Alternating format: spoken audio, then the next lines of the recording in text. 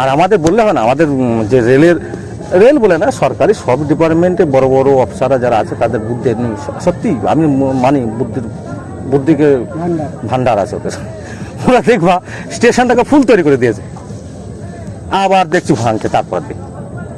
সেই জায়গাটা কি হলো, টাইল ফাইল লাগিয়েছে, সব কিছু লাগিয়েছে, তারপর দিন ভেঙে সরু করে দেখবো সেই গায়েতে হাতুড়ি দিয়ে ভাঙতে ভাঙতে ভাঙতে যাবে দিন, এদিকে টাইল ওদিকে টাইল খানিক ভেঙে চুড়ে আবার একটুখানি সিমেন্ট দিয়ে করে দেবে। তাহলে টাইলের মানে কি?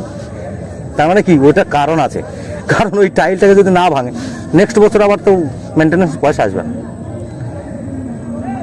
এই একটা কারণ। আবার ওই কারণে অনেক প্যাসেঞ্জারের দেখবা অ্যাক্সিডেন্টও হয়, কিন্তু এটা কিন্তু আমাদের এই নিয়ে কেউ প্রতিবাদ করে না আর করতে চাই না। কারণ আমাদের ট্রেনের এমন ভিড়, এখন মানুষের এত ট্রেনে ভিড় হয়ে গেছে, মানে ট্রেনের থেকে মানুষ বেশি। ট্রেনের যত সংখ্যা বাড়ানো হবে, আমাদের কিছু সংখ্যা বাড়ানো উচিত।